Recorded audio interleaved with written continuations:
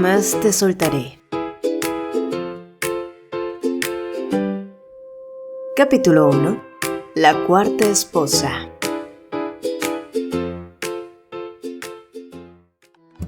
¿Te imaginas casarte con el archiduque más temido del imperio? Un hombre tildado de monstruo cuyas 3 esposas anteriores terminaron enviadas con San Pedro. Bueno, este es el destino de Yuna, la cuarta esposa, pero a diferencia de sus predecesoras, ella eligió este camino por voluntad propia para salvar a su pueblo de una crisis climática sin precedentes. La solución estaba en las piedras mágicas del ducado de Phoenix y la propuesta vino, dato curioso, del mismísimo emperador. Así fue como comenzó este culebrón, con un frío contrato matrimonial. Pero como bien dicen, no juzgues a un libro solo por su portada, porque Theo Phoenix, por muy aterrador que se viera por fuera, también tenía su corazoncito de pollo y una razón poderosa para rechazar su cuarto matrimonio. Verán, Theo había descubierto por casualidad la traición de su propio tío. Yuna no había sido enviada por amor, sino por una oscura profecía. Al parecer, ella era una santa con poderes divinos, pero incluso la muchacha parecía desconocer ese hecho y por supuesto Theo fingió no saberlo. Cuestión que el plan del emperador era que Theo marcara el alma de Yuna tras un año de matrimonio para luego entregarla como sacrificio y así robarle sus poderes. Cansado de ser usado como un peón y harto de su fama de monstruo, un rumor alimentado por traidores para que ninguna mujer se quedara a su lado, Theo decidió arruinar los planes del imperio. No marcaría a su esposa, pero la mantendría cautiva y alejada para evitar que su tío cumpliera su objetivo. Por eso, en lugar de recibir a Yuna con bombones y flores, decidió presentarse ante ella empapado en sangre, con la clara intención de espantarla y advertirle que en ese castillo no encontraría afecto, y para rematarla envió al ático de una torre alejada esperando que rompiera en llanto y suplicara volver a casa, sin esperar que sus cálculos fallarían por completo. El lujo simplemente es relativo. Yuna estaba acostumbrada a la vida austera de la isla de Luge, y encontró que su nueva habitación en el ático era más ostentosa que su propia habitación en su tierra natal. Y lejos de sentirse intimidada por la apariencia salvaje de Theo, Yuna, quien creció rodeada de la naturaleza indómita, se sintió intrigada. Para ella la actitud de su esposo era simplemente normal, y entonces comenzó a preguntarse si con el tiempo podrían llevarse bien. ¿A Theo le agradaría a ella? Intentando despejar sus dudas, comenzó a explorar los rincones de su nuevo hogar. Al cruzar una pequeña puerta que conectaba con un puente exterior, se detuvo en seco, porque justo allí estaba su esposo, enorme, imponente y con cara de baboso, mirándola de regreso como si no entendiera por qué su esposa se inclinaba ante él presentándose formalmente. Theo frunció apenas el ceño, sobre todo al percibir el desconocido aroma floral. La mujer que había llegado desde un lugar inexistente en los mapas para casarse con él, por primera vez la miró de verdad, y porque hasta ahora podía apreciar que su cuarta esposa era increíblemente bonita. Mejillas enrojecidas por el frío, un cuello largo y fino, una figura tan frágil que parecía increíble que pudiera mantenerse en pie bajo ese viento. Sus pestañas ligeras, sus ojos rosados, tan extraños que bajo la luz rozaban el violeta. Oh, Theo cerró los ojos un instante, convencido de que la respuesta de su cuerpo se debía únicamente al alcohol. De otro modo, no habría explicación para ese calor en su pecho. Theo estaba convencido de que jamás se enamoraría de esa mujer. Así que, mirándola con frialdad, abrió la boca para regañarla, pero lo que salió de sus labios fue: Hace frío, ¿por qué llevas ropa tan ligera? ¡Sí!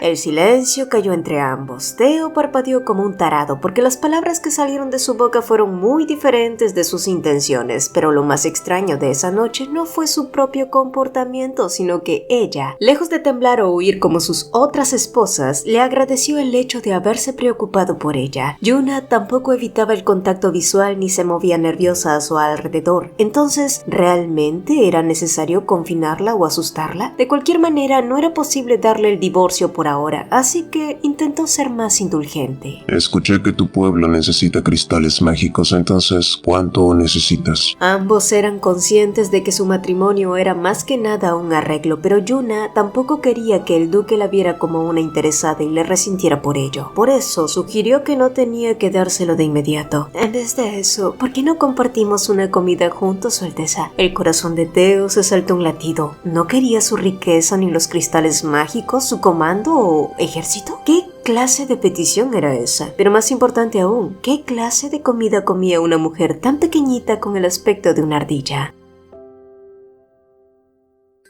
Julius llegó a pensar que su señor había perdido el juicio, especialmente cuando al día siguiente el archiduque despertó mucho más temprano de lo habitual y para sorpresa de todos ordenó cambiar de inmediato al chef de la mansión. Sin embargo, la razón detrás de tal agitación era mucho más increíble. Todo era por la nueva duquesa. Aunque al principio el joven asistente no salía de su asombro, esa sorpresa pronto mutó a satisfacción y finalmente en esperanza. ¿Sería posible que el archiduque al fin disfrutara de una vida normal en familia? Pero para lograrlo sabía que primero tendría que barrer los obstáculos del camino. Su Alteza, ¿por qué no envía al conde Delcan a resolver el conflicto de los refugiados en el norte? Sugirió Julius con astucia. Ambos eran plenamente conscientes de que Delcan era el principal sospechoso tras las trágicas muertes de sus esposas anteriores. Las cartas interceptadas eran la prueba irrefutable de su traición. Enviar al conde al gélido norte les daría un poco de tiempo, al menos 6 meses de paz. Theo asintió conforme con el plan, pero antes de que el muchacho se marchara a ejecutar las órdenes, el archiduque lo detuvo con una petición que rozaba lo absurdo. Por cierto, llama al médico.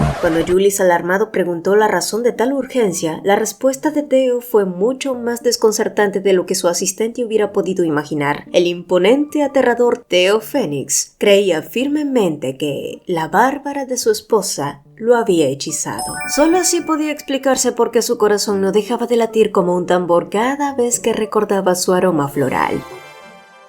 Las palabras amable y gentil eran lo último que alguien usaría para describir al temido Theo Fénix, pero así era como Yuna había descrito a su esposo. Por eso Delcan decidió que aquello era una señal de buena suerte para que su plan funcionara, y era urgente que ambos desarrollaran sentimientos el uno por el otro y una cercanía íntima lo antes posible. E incapaz de contener su ansiedad, Delcan sugirió a Yuna que sedujera al duque. Según él, la cantidad de cristales mágicos que recibiría su pueblo dependerían de qué tan contento mantuviera a su esposo. Los ojos de Joelina se abrieron de par en par, horrorizada por la indiscreción, pero antes de que pudiera responder, un crujido sonó fuera de la sala de recepción. Joelina giró la cabeza hacia la puerta, pero no vio a nadie. ¿Habría sido solo su imaginación?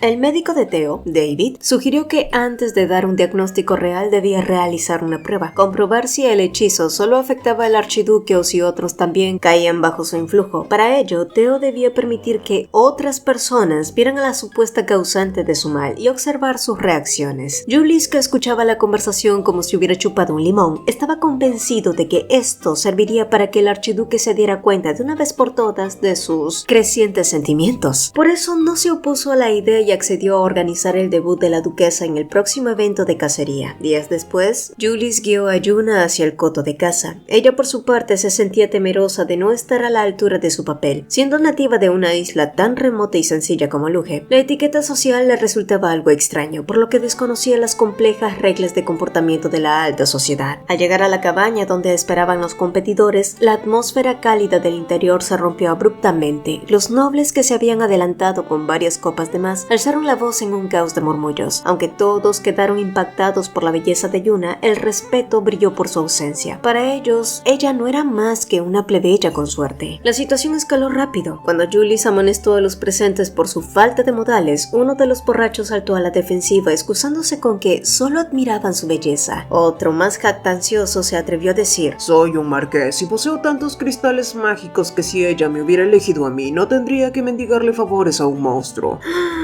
En ese instante, la madera del segundo piso crujió con una pesadez amenazante. Al girarse, todos encontraron la mirada gélida de Theo observándolos desde las sombras. Con un gesto imperativo, Theo le ordenó a Julius que pusiera a Yuna a salvo dentro de la cabaña. Y una vez que ella desapareció de la vista, el archiduque bajó las escaleras con una lentitud aterradora. Cuando el hombre que había insultado a su esposa intentó balbucear una excusa, Theo ya lo había levantado del cuello con una sola mano para luego arrojarlo violentamente contra el suelo. suelo. Presten atención. Sentenció Theo con una voz que helaba la sangre. Si reflexionan sobre sus actos hoy y me entregan todas sus reservas de cristales mágicos, los dejaré ir sin un solo hueso roto. Pero si llego a oír siquiera un rumor sobre mi esposa, juro que los buscaré, los encontraré y los mataré. ¡A la madre! Leon Neeson de los Mangos había lanzado su advertencia, y sin necesidad de decir más, los nobles huyeron despavoridos de la cabaña, dejando a Theo solo con su furia y su extraño pero innegable instinto protector.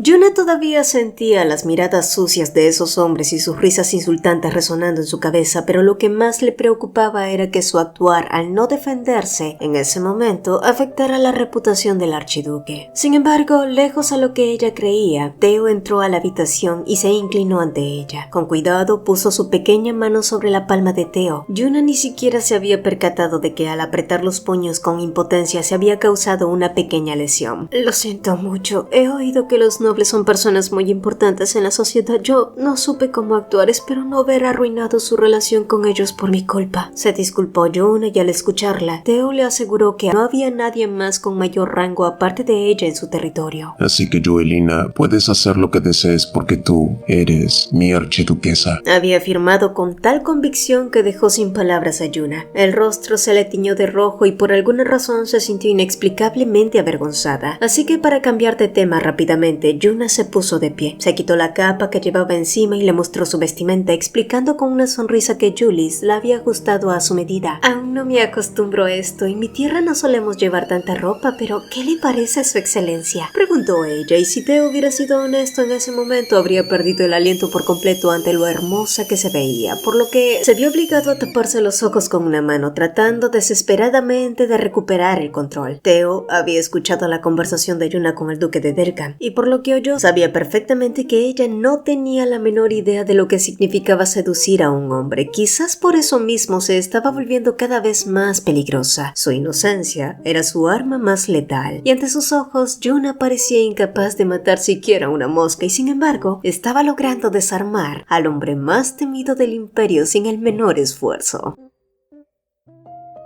El sol brillaba intensamente aunque el aire era gélido. La luz llenaba todo de una calidad reconfortante. La respiración de Joelina subía en pequeñas nubes blancas y Theo la observó en silencio, admitiendo que todas las palabras con las que los nobles la habían descrito, preciosa, era la única palabra que podía aceptar, porque era la verdad. Ella realmente era preciosa. Y era la primera vez en su vida que Theo entendía realmente el significado de eso. Si Joelina no hubiera aparecido, él habría seguido viviendo en un mundo gris, sin saber lo que era ser bonito. Estaba convencido de que vivía bajo un hechizo sin nombre, uno que le permitía reconocer la hermosura por primera vez. Y de hecho, Theo se estaba dando cuenta de muchas cosas. Y una de ellas era reconocer que estar bajo su hechizo no le parecía algo tan malo. Pero ahora había otro dilema, pues ahora debía asegurarse de que el hechizo de Joelina solo debía afectarlo a él y nada más que a él. Ella era su secreto y no estaba dispuesto a compartir su belleza con nadie más. Pero, ¿cómo podía ganarse el afecto de Yuna sin parecer un monstruo? Y esa pregunta lo persiguió por días. Incluso mutó a ¿qué podía hacer para que su esposa lo viera como un hombre atento y considerado? Yuna le había dicho que Julius le había regalado unos guantes por el frío, y aunque al principio quiso torcerle el pescuezo como a un pollo a su secretario, luego de someter sus celos y pensar con cabeza fría, Theo llegó a una conclusión. Él también podía hacerle un regalo a su esposa. Dar un regalo hacía que alguien se viera amable. En ese momento, el amable y considerado Julius entró para informarle que los nobles que habían ofendido a su esposa habían sido despojados de sus títulos. Pero la noticia no pareció producir ningún tipo de satisfacción en Theo, que siguió lanzándole dagas con los ojos a su asistente. ¿Qué le pasa? ¿Sigue enojado por los guantes? En vez de eso, ¿por qué no le hace un regalo a su alteza? Ya lo hice. Lo interrumpió Theo, y Julius se sorprendió al ver los pendientes de rubí, unas joyas que eran muy preciadas ya que eran el único recuerdo que había dejado la madre de Theo. Espere, ¿está seguro de regalarle eso? ¿Y qué tiene? Ya he decidido que jamás soltaré a mi archiduquesa. Además, deseo que mi regalo sea más significativo y valioso que un par de guantes que ni siquiera eran de su talla correcta.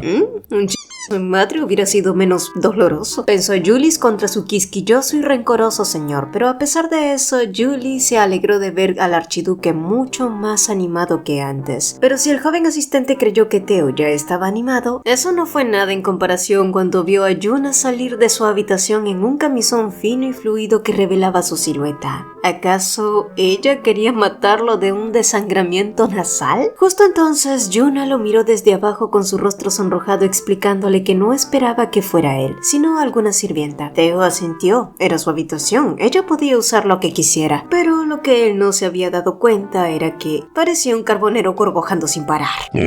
Yo vine porque tengo algo que darte. Theo sacó la caja de terciopelo roja y se la ofreció a Joelina, y cuyos ojos violetas brillaron suavemente. Sin embargo, al notar que se trataba de unos pendientes, se esforzó por ocultar su pequeña decepción. Además, lo que realmente importaba era la intención y la buena voluntad del archiduque. Por eso Yuna se sintió profundamente conmovida por el detalle, a pesar de que Theo no tenía ni la más remota idea de que ella no podía usarlos. Por cierto, Su Alteza, ¿ya está bien? Hace rato no pude evitar notar que sus orejas estaban rojas. Mis orejas siempre están rojas por el frío. Ay, ajá. Ese duque cabeza de pulpo. De cualquier modo, y si ambos seguían intercambiando pequeños y cálidos sentimientos, era muy probable que pronto empezaran a susurrarse amor como una pareja casada de verdad.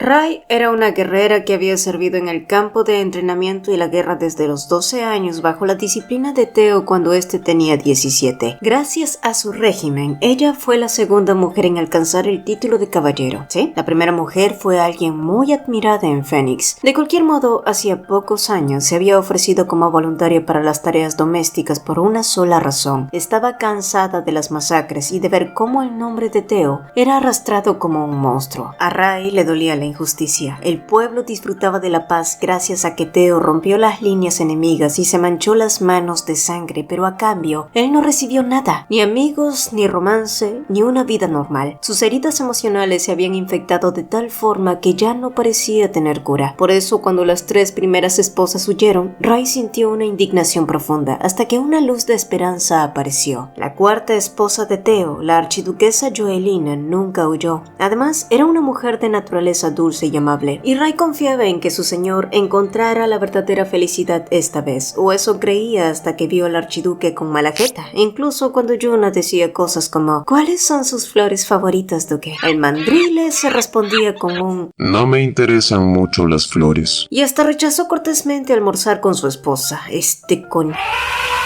¿El frío había congelado su materia gris? Y no, en realidad no fue eso. Y Julius muy perspicazmente había adivinado que Theo solo estaba molesto porque su esposa no se había puesto los pendientes que él le había regalado. Así que cuando el duque se retiró junto a Rai, que siguió lanzándole machetes con los ojos, el joven asistente se tomó el atrevimiento de preguntar por qué ella no usaba el regalo del duque. No quiero sonar pretencioso, su gracia, pero el par de pendientes que el duque le regaló es el único recuerdo que la anterior archiduquesa dejó tras su muerte y es algo muy preciado para su alteza. ¿Es posible que el regalo no fuera de su agrado? Yuna se sintió terriblemente mal, pero se apresuró a explicar que el regalo era precioso y el hecho de que no las usara era en realidad por un pequeño detalle. Mientras tanto, Rai siguió señalando al duque por su conducta infantil. Si sigue comportándose como un simio, lo único que va a lograr es alejar a su esposa. La comunicación es clave en toda relación, así que olvide su mal humor y discúlpese con ella. ¿Y qué importa si no está usando los pendientes que le regaló? ¿No ha pensado que quizá lo está guardando para un momento especial? ¿Especial? Repitió el inexperto emocional, y en ese momento se escuchó a Yuna llamarlo a la distancia para luego explicar todo el malentendido. Ella no había podido usar los aretes que le había regalado porque jamás se había perforado las orejas. En su tribu no era algo que se realizara a menudo. Pero quiero poder usar los pendientes de su madre, así que ¿me ayudaría, su gracia? En el óvulo de Yuna había un punto rojo en particular, así que Theo había asumido que sus orejas ya estaban perforadas. Por supuesto, las marcas eran propios de la marca de la santa. Inclinándose un poco, Theo tomó el rostro de Yuna y le volvió a preguntar si estaba seguro de su decisión. Es muy posible que duela. Le había advertido y aún así, Yuna no dudó. Cuando Teo terminó de ayudarle, Yuna se colocó los pendientes e inclinó la cabeza preguntándole cómo le quedaban. Al verla así, luciendo los rubíes con tanta dulzura, una sonrisa apareció inconscientemente en el rostro de Teo. Sin embargo, ese momento de felicidad se quebró al recordar a la dueña original de esas joyas, su madre. Karen Rose, la anterior archiduquesa, nunca se vio a sí misma como una soberana, sino como un caballero al servicio de su gente. Fue la primera mujer en recibir ese título, y en el campo de batalla era la figura más temida de todos. Y un día, por orden del emperador, partió hacia el corazón de una guerra brutal al ojo de la tormenta, en donde, según muchos dijeron, la archiduquesa sacrificó su vida con honor para proteger Fénix. Fue ella quien trajo prosperidad al gélido norte y quien al final entregó su vida por esas tierras. Teo, siendo apenas un niño, decidió seguir su legado para que ese sacrificio no fuera en vano. Lideró tropas siguiendo el ejemplo de su madre y con los años, lo único que pudo recuperar de aquel trágico día fueron esos pendientes de rubí. Teo casi nunca se permitía pensar en el pasado, pero al ver a Yuna sonreírle con las joyas de su madre, la alegría y la nostalgia se mezclaron en su pecho. Gracias por ser mi esposa, le susurró él con sinceridad. Yuna, sorprendida por la vulnerabilidad en su voz, tomó la mano de Teo entre las suyas con ternura. ¿Puede llamarme Yuna, Su Alteza? En mi hogar todos usan mi apodo. ¿Usted cree que yo pueda llamarlo Teo?, preguntó ella con timidez. Teo asintió torpemente, asegurándole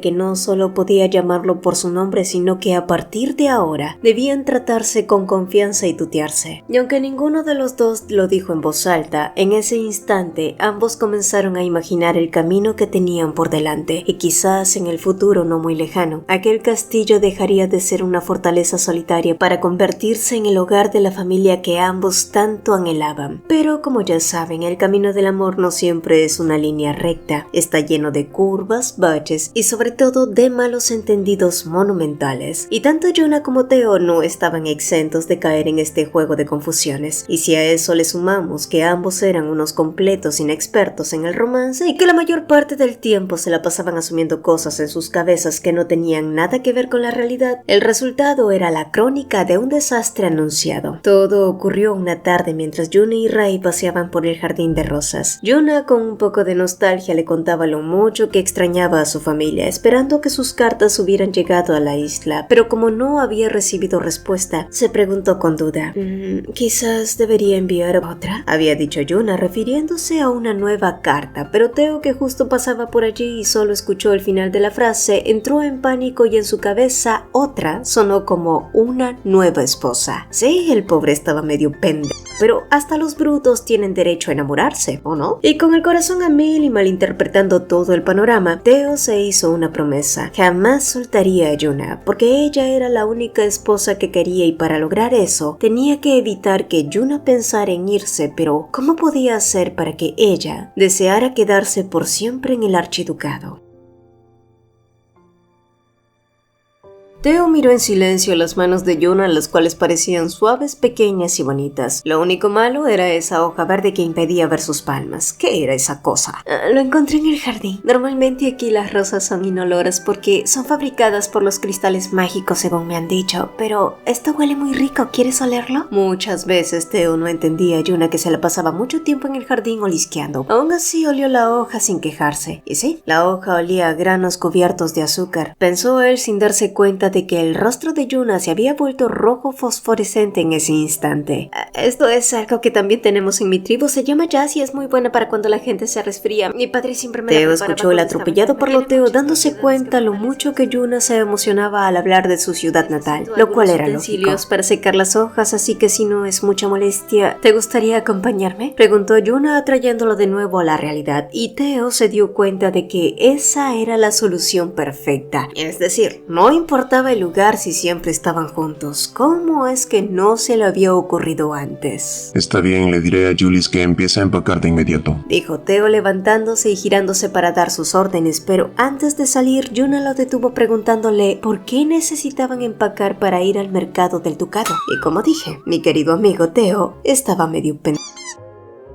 Al día siguiente, el carruaje partió del Castillo Negro temprano por la mañana. El territorio Fénix era lo más alto de la zona, por lo que debían ganar tiempo para llegar al mercado. Sin embargo, a Yuna le costaba mucho mantener el equilibrio dentro del carruaje, ya que la carretera era medio empinada y pese a tener los pies firmes en el suelo del carruaje, justo entonces una piedra atrapó la rueda del coche y Yuna terminó perdiendo el equilibrio, cayendo hacia adelante. Teo estiró sus fuertes brazos y la rodeó. Cuando se dieron cuenta, sus caras estaban demasiado cerca. Una mano de ella descansaba en el pecho de él, mientras que las manos de él sobre su cintura y hombro. Inconscientemente, ambos se acercaron lentamente, sus respiraciones se ralentizaron. La distancia se cerró y justo cuando parecía que sus bocas iban a tocarse, la voz de Julius los interrumpió y ambos se separaron rápidamente, como si hubieran sido atrapados haciendo algo infraganti. Pero, ¿qué había de malo en que ambos, que estaban casados, se hubieran besado? Y de hecho, en lo único que ambos podían pensar de camino al mercado fue: ojalá lo hubiéramos hecho.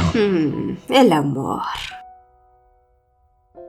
Yuna miró preocupada alrededor de la plaza. El lugar estaba completamente desierto. ¿De verdad este era el mercado? ¿Dónde estaba toda la gente? Bueno, eso era una excelente pregunta. Lo cierto era que Julius, por orden directa de Teo, había mandado a cerrar las calles principales para despejar el camino. Si el pueblo se enteraba de que habían paralizado el comercio solo para un paseo privado, las protestas no tardarían en llegar. De ahí la urgencia de Julius por terminar las compras lo antes posible. Sin embargo, en cada puesto al que se acercaban, los mercaderes rehuían la mirada de Teo con terror o los atendían con prisa, deseando que se marcharan pronto. Para Teo ese rechazo era parte de su rutina, pero incomodaba igual que siempre. Había ordenado cerrar las calles precisamente para evitar que Yuna fuera testigo de ese desprecio. Temía que, al ver cómo lo rechazaban los demás, ella terminara creyendo los oscuros rumores que se contaban sobre él. Pero, lejos de asustarse, Yuna continuó comprando. En ese momento se había acercado al puesto de una niña que vendía frutos secos confitados, y al principio la pequeña miró a Teo con puro pavor, pero Yuna empezó a hacerle preguntas sobre los dulces, integrando a su esposo en la charla con tanta dulzura que la niña comenzó a relajarse, y al verlos juntos, Teo ya no parecía un guerrero sangriento, sino más bien un oso gigante, imponente y enorme, pero torpe e inofensivo. Los comerciantes que observaban desde lejos empezaron a cuchichear. Por primera vez, el archiduque lucía como un hombre común y corriente, profundamente enamorado de su esposa. Mientras tanto, Yuna suspiró mirando los puestos vacíos. Es una pena que el lugar esté tan solo. Estos alimentos se echan a perder rápido. Sería terrible que los comerciantes no pudieran vender sus productos hoy.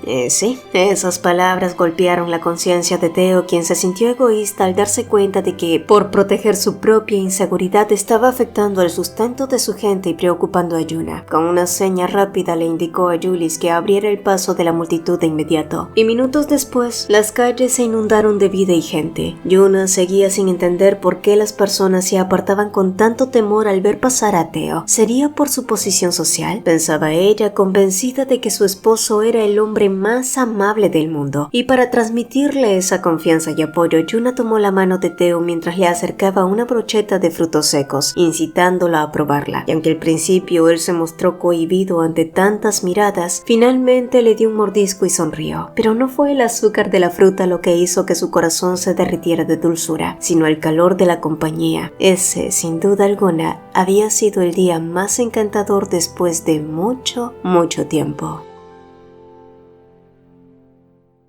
Los rumores de que el archiduque no era el monstruo que todos creían comenzaron a extenderse por todo el ducado. Desde su visita al mercado con Yuna, el pueblo no dejaba de hablar de la sorprendente amabilidad de la que habían sido testigos. Sin embargo, junto a esas noticias buenas, llegaron otras más inquietantes. El conde Delcan se había puesto en contacto con un sumo sacerdote del templo de Dafne, alguien que, según decían, había visitado el Ojo de la Tormenta. Pero, ¿qué era exactamente ese lugar? El Ojo de la Tormenta era una montaña legendaria y letal, en cuya cima se alzaba el templo principal de la diosa Dafne. Solo los sacerdotes elegidos y reconocidos por la divinidad podían cruzar sus umbrales, y una vez dentro, la única forma de salir era alcanzando el rango de sumo sacerdote. Cualquier otro que intentara abandonar sus votos perdería todos sus recuerdos del templo en el instante en que sus pies tocaran tierra fuera de los muros sagrados. Delcan, buscando confirmar sus sospechas, había solicitado información sobre la identidad de la enviada divina. La respuesta del sacerdote sacerdote indicaba que la nueva archiduquesa era en efecto la Santa. Según la profecía, la mensajera de Daphne sería una figura de un blanco puro reconocida por una marca roja en sus orejas. Se decía que cuando su verdadera identidad fuera revelada, el propósito de su existencia quedaría claro. Y curiosamente, al cumplir la mayoría de edad, esas mismas marcas aparecieron en Yuna. Y fue entonces cuando el clima en su isla natal, Luge, comenzó a cambiar drásticamente. Además, un nuevo hallazgo alimentaba ese misterio. Al pie de la montaña sagrada había aparecido una piedra con una inscripción en lujano, el idioma de Yuna. El peligro era inminente sin duda, pues si se confirmaba que ella era la santa, el emperador, fiel creyente de las profecías, no dudaría en sacrificar a Yuna para arrebatarle su poder divino. Esa era la razón de la obsesión de Delcan por vigilar cada paso de la joven, pero Theo no estaba dispuesto a entregar a su esposa para semejante atrocidad, pues prefería desafiar al imperio entero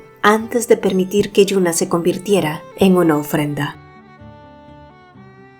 Según Mei Ling, hermana menor de Julis y quien recientemente había sido asignada como doncella de Yuna, le explicaba que existía una leyenda que decía que si experimentaba la primera nevada con la persona que amaba allí en Phoenix, vivirían felices por siempre. Al escuchar eso, Yuna se sintió esperanzada, mientras la joven criada continuaba charlando sobre muñecos de nieve y guerras de bolas de nieve. Yuna, tratando de ser cercana, le hizo una pregunta que le rondaba la cabeza. ¿Por qué en el castillo negro, que tenían tejas negras, era llamado a veces la Torre Blanca? La respuesta se la dio Theo, que apareció detrás de ellas, explicándole que durante las nevadas los tejados se volvían blancos y cuando eso sucedía, el pueblo sabía que era momento de prepararse. Oh, ya veo. ¿Y cuándo crees que nevará?, preguntó ilusionada, pero la respuesta de Theo fue inesperada. Bueno, lo mejor sería que no nevara nunca. Esa maldita nieve es realmente desagradable. No me gusta nada ese tono blanco. El silencio fue sepulcral. Mei Ling, detrás de ellos, se quedó con la boca abierta. ¿De verdad le acababa de decir eso a su esposa, que tenía el cabello blanco como la nieve? Yuna sintió un nudo en la garganta. Si a él no le gustaba el color blanco, entonces ella también le desagradaba. Claro, entiendo. Bueno, será mejor que me retire por ahora, dijo Yuna con la voz apagada, marchándose de allí. Y esa noche, Yuna no salió de su habitación. Tampoco hubo paseos por el jardín al día siguiente y mucho menos comidas compartidas. Theo, inquieto, se partió el coco pensando en qué había hecho mal, hasta que Julis intervino. Usted dijo que odiaba la nieve, ¿verdad? Sí, pero... ¿De qué color es el cabello de la duquesa? Blanco. ¿Y la nieve? Blanca. Bueno, es evidente que la señora ha llegado a la conclusión lógica de que a usted no le gusta su apariencia. Theo golpeó el escritorio con tanta fuerza que Julis dio un salto. ¿Qué incoherencia es esa? El archiduque estaba perdiendo por completo la compostura que solía tener en las guerras. Julis tragó saliva. Su señor, el hombre que nunca perdía la razón en el campo de batalla, estaba entrando en un colapso total por un comentario desafortunado sobre el clima. Su Alteza, todo el mundo en este castillo piensa que el cabello de la archiduquesa es como la nieve y se lo dicen a menudo. Theo frunció mucho más el ceño, como si le estuvieran hablando en tacataca, porque para él el cabello de Yuna no era simplemente blanco y ya. Era brillante como la luz del sol, deslumbrante a la vista y reluciente como si las estrellas estuvieran a punto de salir. Si existía algo celestial que fluyera sin parar, seguramente estaría hecho del cabello de Yuna, que difícilmente era comparable siquiera con el reino imaginario de los dioses. Y aún así, ¿se atrevían a comparar el cabello de Yuna con la nieve húmeda y fría? Theo sintió cómo la irritación crecía hasta que Julis le explicó. Su Alteza, aquí lo importante es que la gran duquesa se sintió herida por sus palabras. Ella no tiene idea de lo que usted piensa. Y eso también fue algo que le molestaba a Theo, que ella pensara que su aversión a la nieve tenía que ver con su aspecto. Y no, por supuesto que no. Por lo tanto, tenía que aclarar este malentendido. Pero cuando Theo fue a ver a Yuna, esta tenía una manta cubriéndola de la cabeza a los pies, y lo primero que pensó fue que ella se parecía mucho a un pollito de mito esponjosito y bonito. Pero claramente eso no importaba ahora, así que yendo directamente al grano, Theo avanzó y tiró de la manta para dejarle bien en claro que su cabello jamás le había hecho pensar en la nieve. La belleza de tu cabello es tan extraordinaria que me deja sin aliento, Yuna, pero te pido disculpas si te lastimé. dime. Yuna se conmovió por la sinceridad de Teo. No,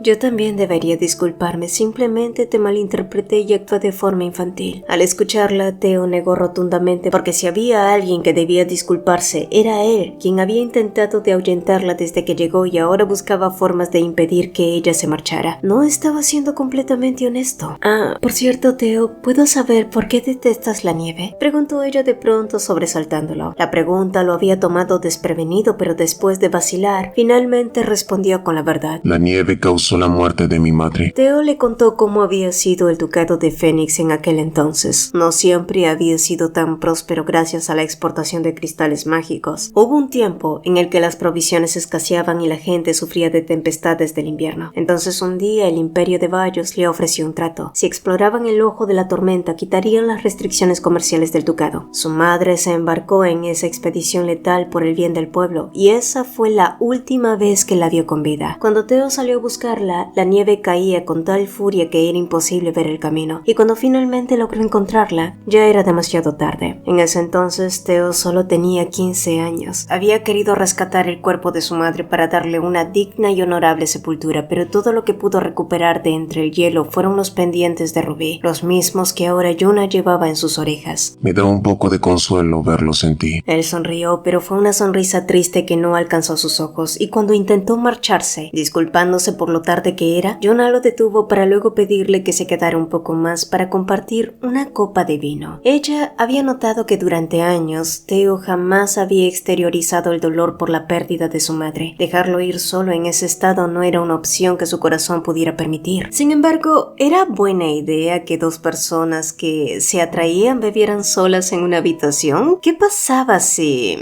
Bueno, ya sabe. Teo se apresuró a pensar en pollitos esponjosos y nubes de colores antes de que sus pecaminosos pensamientos se descarrilaran. Y poco después, tras bajar al almacén por un par de botellas y regresar, Teo se dio cuenta de que Yuna se había quedado dormida esperándolo. Sabía que debía dejarla descansar, pero la tentación de observarla un poco más pesó. Se acostó a su lado, apoyado en una mano, apreciando la serenidad de su rostro. Entonces el deseo que había escondido en un rincón empezó a crecer sin control. Quería tocarla. Fue justo allí que notó una hebra de cabello rebelde contra sus labios. Convencido de que solo se acercaría para apartársela, acercó su gran mano lentamente, pero antes de alcanzarla, Yuna se giró entre sueños y lo abrazó con fuerza. Cada tendón del cuerpo de Teo se tensó, porque de repente sentía que estaba frente a un gran fogón, y que Dios lo ayudara, porque ni el más santo de los hombres saldría ileso de una tentación tan dulce. Pero al parecer Teo tenía madera para convertirse en monje, aunque después de 2 Aves Marías y no caer en la tentación, sí que le habían pasado factura al pobre diablo, cuyas ojeras parecían llegar al suelo. Por supuesto, ser un santo tuvo su compensación, porque Yuna había sugerido beber el vino que había traído más tarde en el almuerzo, pues según ella, no podía dejar pasar esa oportunidad teniendo en cuenta el empeño que él había puesto al elegirlo. Y con esa sonrisa, Teo sintió que estaba soñando dulcemente, incluso ahora.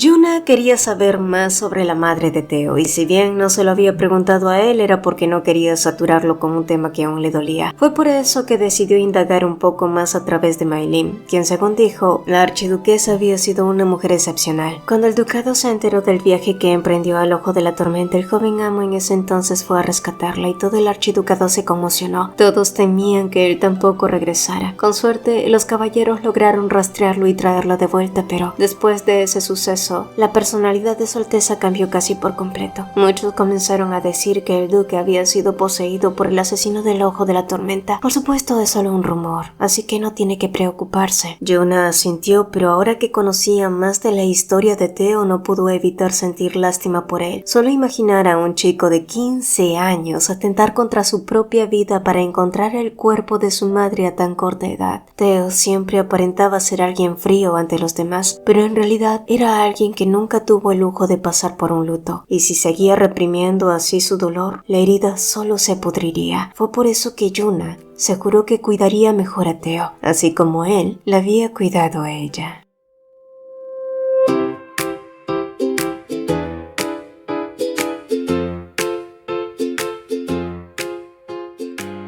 Suscríbete ahora Sí, suscríbete. o te arañamos. Es broma, es broma.